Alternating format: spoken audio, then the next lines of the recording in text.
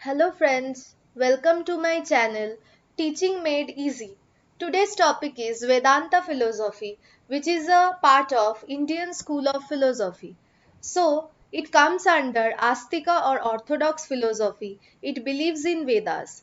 Vedanta philosophy Orthodox philosophy या astika school of philosophy के under पढ़ते हैं क्योंकि ये लोग वेदास को मानते हैं। जो स्कूल ऑफ फिलोसॉफी वेदास को नहीं मानते हैं उन्हें हम बोलते हैं नास्तिक स्कूल ऑफ फिलोसॉफी और हेटेरोडॉक्स स्कूल ऑफ फिलोसॉफी। तो ये लोग वेदास को मान रहे हैं इसलिए they come under astika school of philosophy. Next, Vedanta philosophy के फाउंडर है Badarayana. Veda means knowledge and anta means end और अल्टीमेट। इसका मतलब है कि वेदांत है अल्टीमेट नॉलेज, मतलब इसके बियॉन्ड और कोई नॉलेज नहीं होता है, ये अल्टीमेट नॉलेज है। वेदास आर ऑल्सो कॉल्ड श्रुति। वेदा को हम लोग श्रुति भी बोल सकते हैं। वेदा क्या है? वेदा हिंदुइज्म के सबसे जो कोर और फंडामेंटल टेक्स्ट है वो है वेदा। इसके अलावा भी हम लोग बोलते हैं इसको उत्तर मीमांसा बोलते हैं या ब्रह्मा मीमांसा बोलते हैं।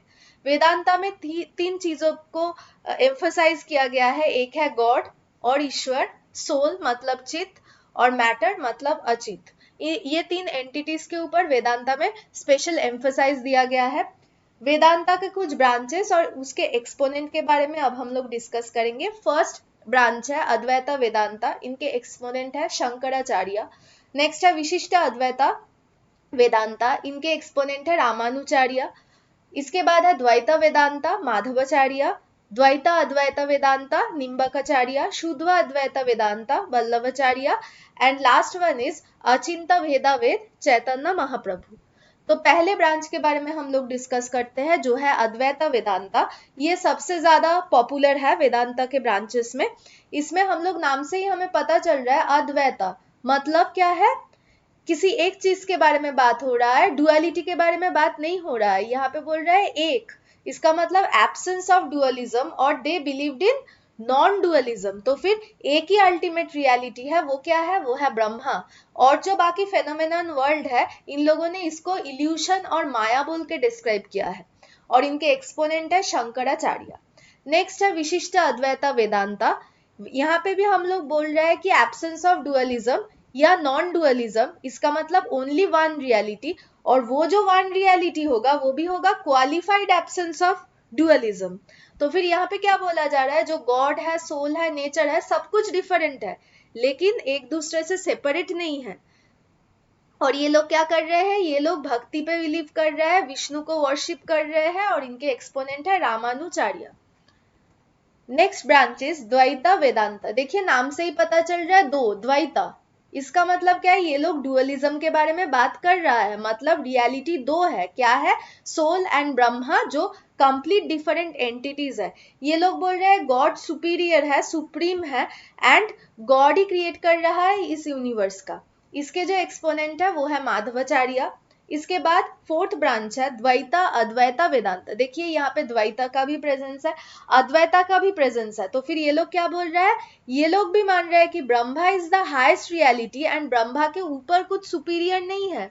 जीवा और ब्रह्मा, ये जो दोनों चीज है ये डिफरेंट भी है, नॉन डिफरेंट भी है।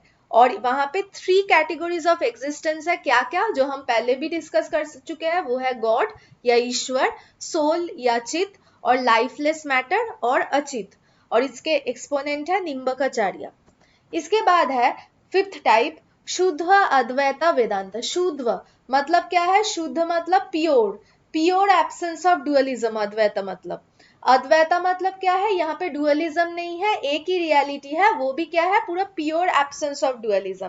तो फिर ब्रह्मा को यहाँ पे प्योर बोला गया है, नॉन डुअलिस्टिक बोला गया है, और बोला गया है कि ये जो यूनिवर्स है, सोल है, ये सब ब्रह्मा के ही पार्ट है। एक्सपोनेंट कौन है? वल्लभाचार्य। लास्ट ब्रांचेस अचिंता भेदा भेद, इनके एक्सपोनेंट है चैतन्य महाप्रभु। यहाँ पे भी बोला जा रहा है इनकॉन्सिवेबल डिफरेंस एंड नॉन डिफरेंस के बारे में, और ये लोग कृष्णा का पूजा करते हैं।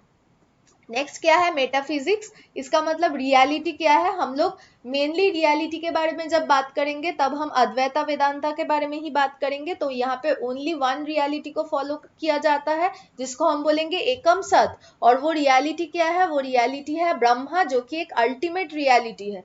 और जो वर्ल्ड है ये वर्ल्ड रियल नहीं है, इनके अकॉर्डिंग ये सब कुछ है एक माया और इल्यूशन।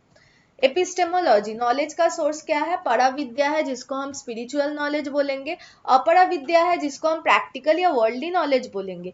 और नॉलेज कैसे कैसे हम लोग एक्वायर कर सकते हैं, हम लोग कैसे करेंगे, श्रवण के थ्रू कर सकते हैं लिसनिंग, मनन के थ्रू कर सकते हैं थिंकिंग, और निधि ध्यासन के थ्रू कर सकते हैं जो है प्रैक्टिस।